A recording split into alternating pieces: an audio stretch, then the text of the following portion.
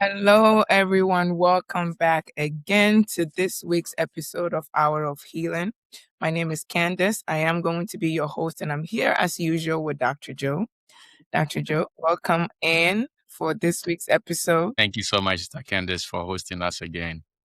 Oh, no problem. I hope you are excited and ready for where Yes. this topic is going to take us. Yes, I am excited and I am ready. Yes, and we are ready for you too. And I know listeners out there are also ready. Be sure to share with your loved ones. Don't just keep it to yourself. You know, this is Hour of Healing. We don't do selfishness. All right. So share. We are about to begin today's thought-provoking topic, which is, what is your reason? Now, as to what reason it is, we are yet to find out. So I'm going to bring Dr. Joe in as he walk us through the background, as usual, what influence this topic, and we take it from there and let the Holy Spirit lead us. So, Dr. Joe, without wasting time. Absolutely. Thank you so much for hosting us once again. And dear audience, thank you for joining us again on Hour of Healing this week. Yes, our topic for discussion is, what's your reason? What is your reason? And Mr. Candice, as we have shared several times, beginning of the year, we do seek the guidance of God as to the areas of life that He wants us to touch on. And so this year I had mentioned that some of the areas He wanted us to touch on was productivity, character, and things of that nature. So I sat down a few weeks ago and I was looking at the various topics that has been inspired and written down for us to consider throughout this year. And I realized that we have not touched on the area of growth in marriage. I know every season we do touch a few things here and there on marriage, but we hadn't touched on growth in marriage at all this year. And so I really started contemplating, and it so turned out that I ran into a gentleman. Now, I want our audience to get this. He is 26 and already on his second divorce. I want that to sink in for a minute. 26 with about 3 children and on his second divorce. So I met this gentleman, a very nice gentleman, well put together, and we having a conversation, and I happened to ask about his family life and his social life, and he mentioned that.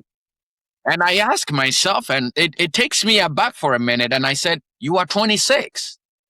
Like, even one divorce is a big or a hard pill to swallow. In fact, I thought it was his first divorce, only for me to find out this is his second divorce. Wow. And I started thinking about everything and anything that could contribute to where he is.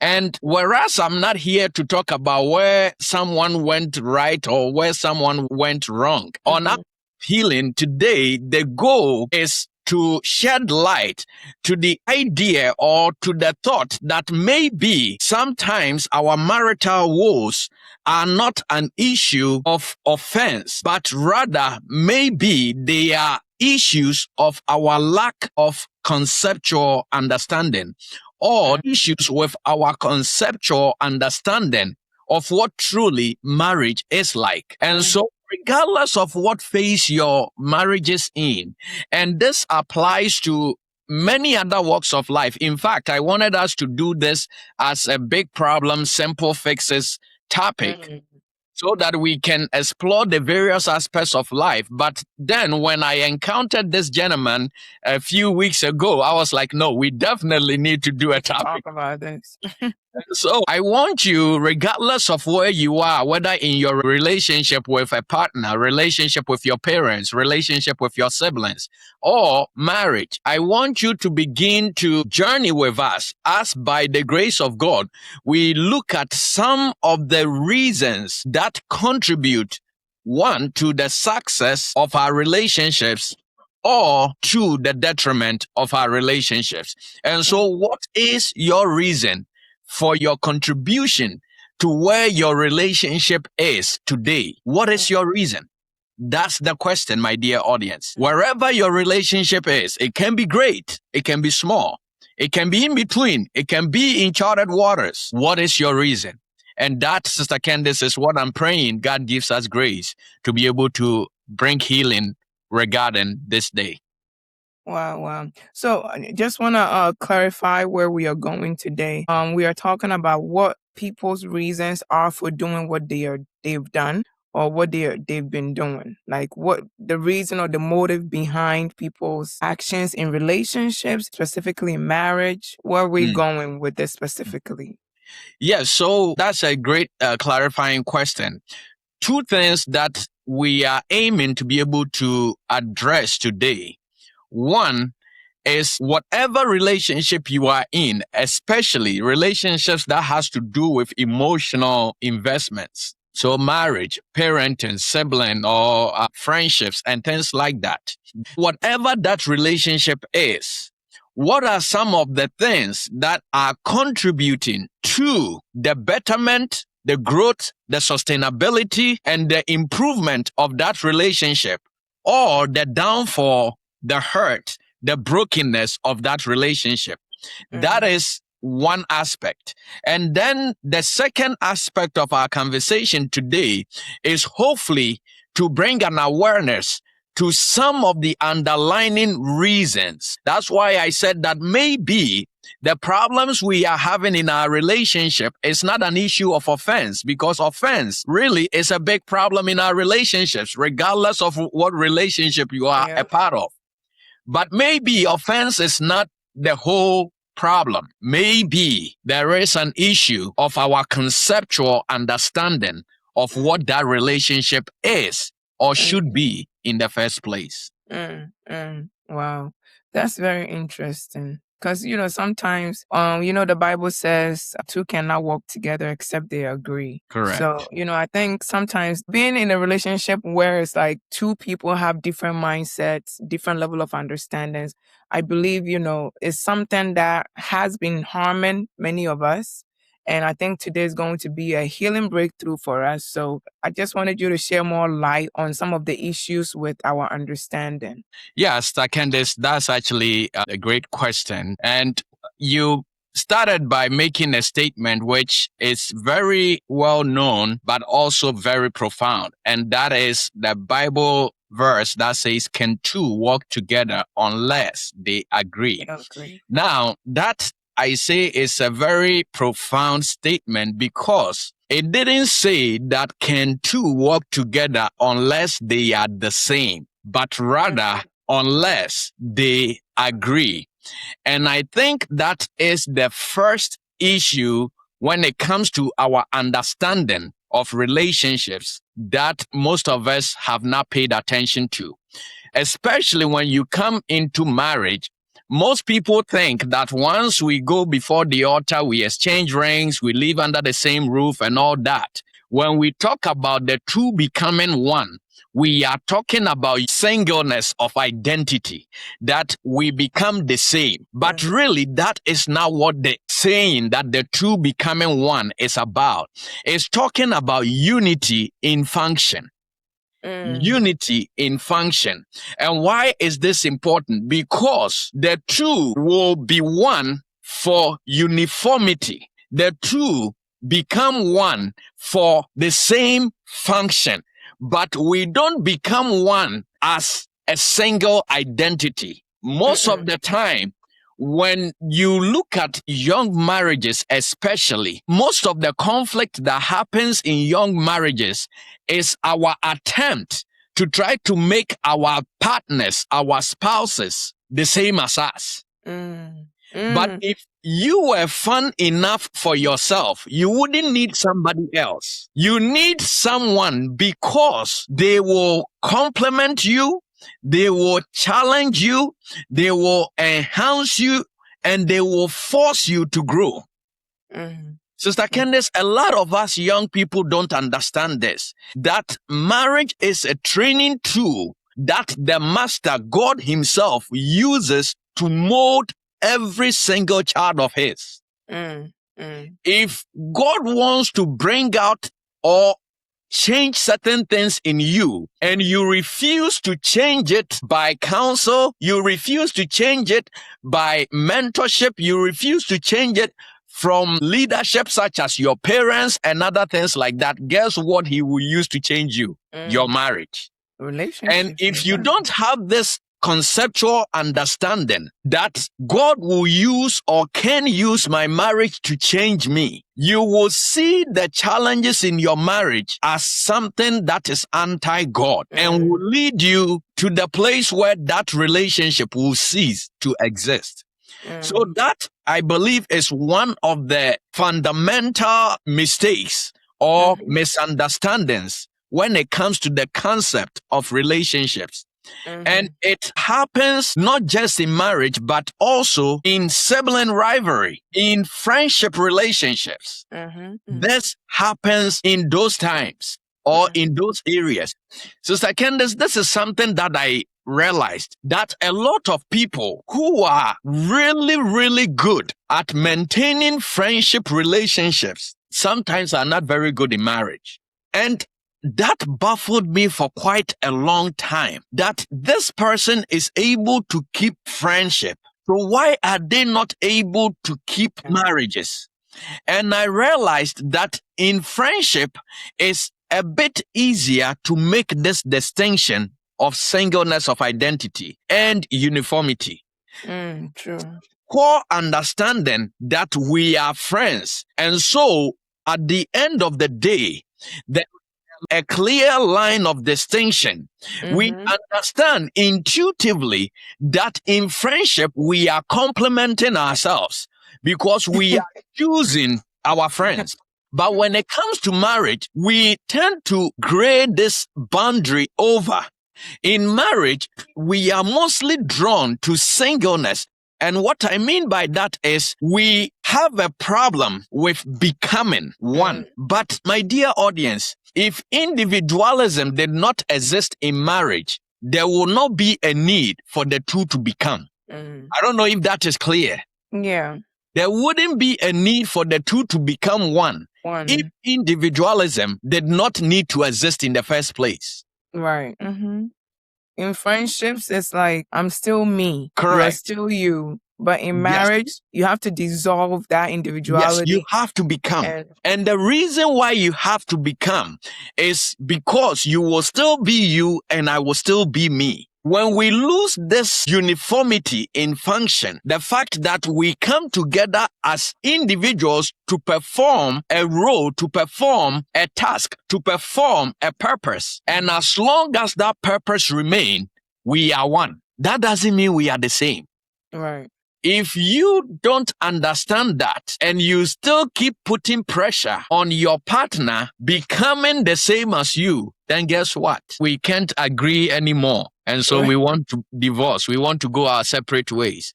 Oh, we don't like the same things anymore. Well, you never liked the same things before you got married. But anyway, Sister Candace, these are a few of the conceptual misunderstandings. I know as we continue to talk through our conversation today, we will be touching on a few more. I wanted to even touch on gender roles and the conflict that comes in with that, because there is a huge misunderstanding with that as well. But I believe that's we will probably topic. we will touch base on that as we go through this conversation. Yeah, it's very interesting with the stuff you're saying, because this is one of societal issues, you know. And welcome and to Hour of Healing. Right, this is Hour of Healing. But I wanted you to clarify this, because when we speak about the becoming aspect, right, you made mention of you were still, even though you're still you, I'm still me. But in marriage, the requirements are different from a friendship standpoint. But so I wanted us to clarify something here. Is it a mental thing, the becoming? Is it a mental thing? Because, you know, some people take certain things differently. So I want us to clarify right here, because just because I've become you, should I be wearing your clothes? Should we, people, you can wear your loved one's clothes. That's not what I'm saying. But hear what I'm saying. You just be like, oh, no, I'm going to wear my wife's skirt and walk on the street. You know, that's not the becoming. So what is the becoming? Is the becoming in my mind? Is the becoming in my heart? I love you so much, so I'm becoming. So when the love dies down, there should be no more becoming. Like, can we clarify this area? Absolutely, Sister Candace. And you keep bringing up a lot of things that I was thinking about as I wrote this topic down. I wrote down when I wrote this topic, what is your reason? I wrote under it, what happens when love is not enough? Because love is not always going to be enough. Love only is enough in a specific type of love. Every other type of love will never be enough to keep the passion, the attention, the devotion, and the life of another person. The only type of love that is enough is the love of God for humanity. Is that agape love. Okay, outside that, every other type of love you think about, whether the philo love, the emotional love, the intellectual love, whatever it is, will never be enough. But anyway, let me answer your question. The becoming. So becoming is mostly mental because it has to do with the soul, but it's not completely mental. Because becoming is a positional awareness. Okay. Positional awareness. When I say positional awareness, it also has to do with emotions. It has to do with understanding. It has to do with desire. So yes, it involves all your soulical faculties, not mostly your physical faculties. Okay. It's mostly your soulical faculties, but not just your mind. Your soul is not just about your mind. Remember, we talked about the heart a few weeks or months ago when I said, biblically, whenever we see the heart, we are talking about the spirit primarily, but occasionally it also refers to the soul, right? But when we talk about becoming, it's a position of mindset. It's a position of affinity or emotions. And so it takes will to become. It takes the will of a person to become.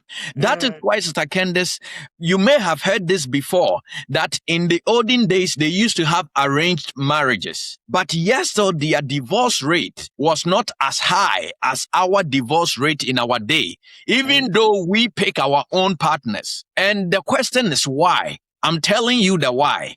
The why is there was an involvement of the will in those arranged marriages that they knew that I don't know this person, but I have a will to be with them. And committing to and commit to everything that will help make this successful. There was a will involved. It wasn't just a mindset. We have a lot of mindset today, and I hope we will get to talk about the reasons not to get married. And we will talk about this mindset in there. Some have a mindset of a flamboyant or an extravagant wedding. And so the question you ask yourself is, what happens after the wedding? They will go into debts of thousands and thousands of dollars to have an extravagant wedding. But after the wedding, the question is, what's next? So becoming is not just an emotional thing. It's not just, I just decided to do. Yes, there's a huge component of it, but your will is embedded in it. And so your will no longer becomes yours. And that is how you become. Becoming in all its ramifications. When you talk about us becoming children of God, he says, as many as received Jesus,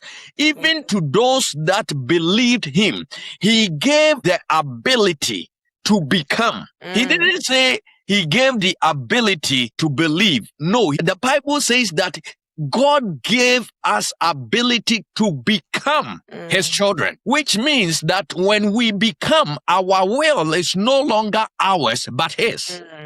Our desire is no longer ours, but his. And so one of my most favorite hymns is take my life and let it be consecrated, Lord, unto you. Take my movements and my days, let them flow in ceaseless praise. And the second, third, and fourth stanza is, he says, take my intellect, take my mind, take my hands, take my feet. In that hymnal, Sister Candace, the hymn writer goes through this process of becoming. The fifth stanza, he talks about take my will and make it thine. It shall no longer be mine. Now, get this. Because this is a process of becoming, the last stanza of that hymnal, now that his will is already given, then he writes, take my love, my Lord, I pour. So now that his will is given, he is able to give his love and receive the treasures of God. Why? Because once your will is given, you have become. But most of us don't understand the process of becoming, that it involves our all. And, I think that can take us back to the concept of marriage in the first place. Exactly. When you're reading the vows, when you're listening to what people are saying or what is said, it's all about the stanzas that you've spoken about. Exactly. I give you this, your this is mine, and your whatever, and this and that. So I'm thinking to myself, the becoming aspect is just the giving of yourself, right? And with our current generation, right now, some of our biggest issues is will, our holding on to our will so tight, and to give yourself to something, it's becoming a problem for us. That's why I think we have more divorce rate, now, even though we are picking our own spouses, because we enter into a relationship or a covenant, I would say, without our will in place. And with everything you said, I take my hand, take my feet, take my this, take my that, and take my will. But if you give a person all of you and don't give them your will, you might as well not give them your will. Exactly. Exactly. And let me just add these other few concepts, maybe one or two more, and then probably we will wrap up for the first part of our conversation today. The other conceptual misunderstanding that I wanted to highlight, in addition to all that we've talked about so far, is the issue of choice. And that ties into the will that you are talking about. Because one of the biggest challenges we have now is that we have become so choice conscious that we are worshiping our choice rather than the one who died to give us the choice or our choice back in the first place. We talk about free will, we talk about choice all we want. But Sister Candace, the truth is we lost our ability to choose. When man fell, we lost that ability because we gave Satan all that ability that we had. Jesus had to die for us to get the choice back, that free will back, to be able to choose whether we will stay with Satan or stay with God. Right. And I promise you, we're not deviating from the topic. This is very on point. Satan is so clever in the sense that he has brought humanity to the point that rather than having us know that we are worshiping him directly, he has conscientized us to worship our choices.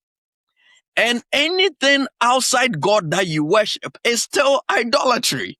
Yeah.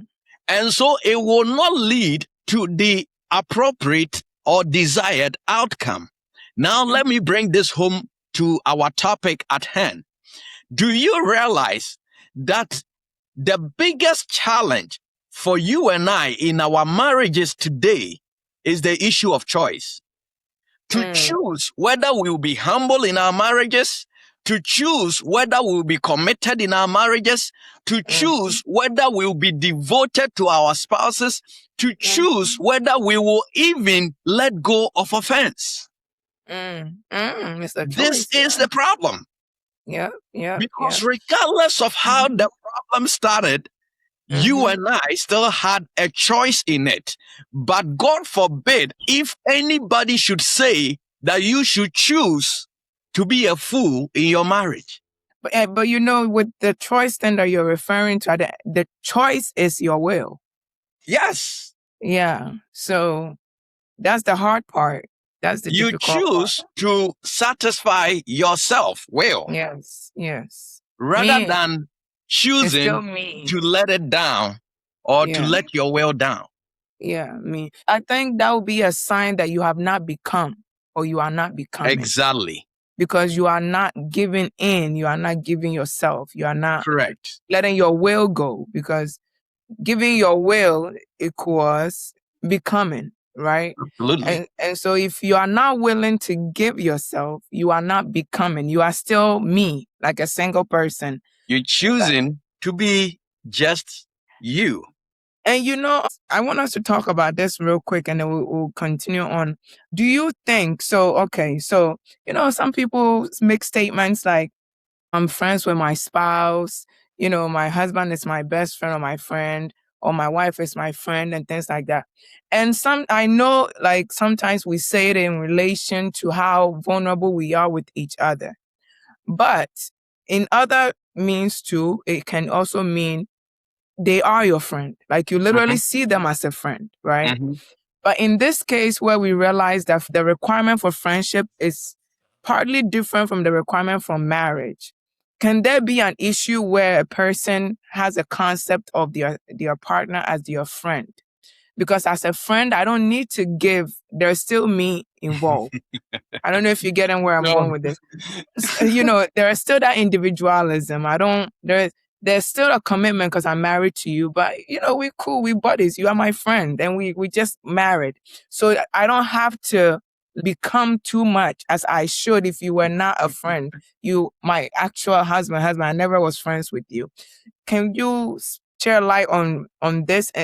Could that be a problem? Because I know people say, oh, it's the best thing, if they're your friend first, it's the best thing and whatnot. But based on what we are talking about, could there be a crossing of boundaries or lines that needed not? Yeah, Sister Candace, so that is a very interesting question. And the answer to this is twofold. Yes, if you are friends with your spouse before you become spouses, there is a place where it works or is helpful. Why? Because you know each other's tendencies a bit. But this issue of becoming that we are talking about, involving the will, involving our choice and all that, make no mistake about it. You can be friends all you want and still choose not to become when you are partners. And if that becoming doesn't take place, it will not be successful. You fail as a marriage couple. Yes, I remember many years ago, actually, at this point, that there was a marital situation that I had encountered. And one of the spouses, let's say the husband, because men are more known to do this, still wanted to treat their wife as their mother. I mean, and as soon as I said that, you shook your head, right? Because like, that's the problem. Some people do that. Yes. What about the situation where the partner wanted to treat the other partner or the other spouse as their child? That also has happened. That's worse. But what is the issue at hand here? It's the same as being friends and then becoming married. If you do not cross that boundary of becoming a spouse, becoming a partner, if you do not cross that boundary, regardless of where you came from, you could have come from the mother angle or the being a child angle or being friends angle. It will still not allow your marriage to grow to its potential.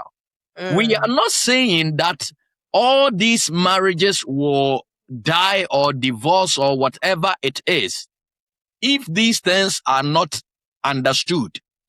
You can have a functioning marriage, but the truth is, for your marriage to grow to its full potential, you need to understand these concepts. And these are not all of it. These are not all of it, but it's crucial we understand some of these concepts that underline our relationships. And so now it will make sense to you how some people are able to effortlessly be married for like 50 years, 60 years. And you ask them, and to them, it wasn't a big deal. It wasn't too hard for them to do. And you ask yourself, what is my problem? That I cannot even do 10 years. This is the problem. That they were willing to give themselves quickly, and they chose to become faster.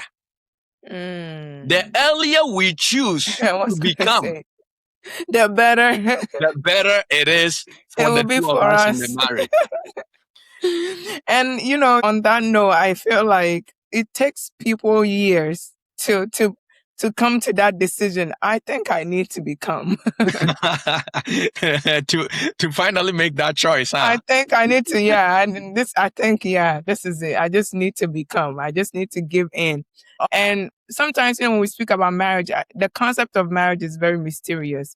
But you go into marriage, you're like, I'm ready, but then when you enter, you realize, as time goes on, as the years go by, you realize you have not actually accepted certain things. I was not ready at all. You were not really ready, so I think those kind of things, it's like the cold feet before marriage. I think when you are in the marriage, there are a lot of cold feet.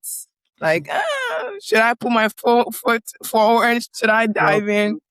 So I believe, on that note, we're going to leave it here and continue on next week, because I know we have a continuation of this, which, goes deeper into reasons why people get married, and, the right and the wrong reasons we're going to talk about. So come and find out, because it's interesting how you're like, I made the decision. I'm ready. I know what I'm doing. I love this person. And you get there and you're like, they brushed their teeth very weirdly. I don't know if I want to become right now. And so, audience, we're going to leave you guys here. This is Hour of Healing. What is your reason was today's topic. Again, don't forget to send your questions, share it with loved ones, all our social media handles, Facebook, Instagram, YouTube, TikTok. And I know you are being blessed. Others will be blessed. We are, certainly. So share it with loved ones. But I'm going to hand it over to Dr. Joe as he wraps us up for this week's topic. But it's been a pleasure. Well, thank you so much, Sister Candace. And I think probably one or two things I will say is we just getting started on this topic. And yes, what you were just talking about is a great segue for us to even be able to explore the right and wrong reasons why we do get married, or people do get married, that some of them we have encountered over the years and some of them we have experienced over the years. So join us next week. But what I want to leave you with is this. Take a look at your relationship over the course of this week as you prepare for next week's conversation, and try to see all the things that are not growing in your relationship. And friends, before you start pointing fingers at your partners, I want you to know that you are part of the issue. So what is your reason?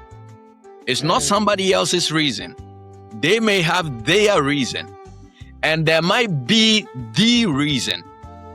But what is your reason for why your marriage, your relationship, your parenting, your relations with your siblings is the way it is today?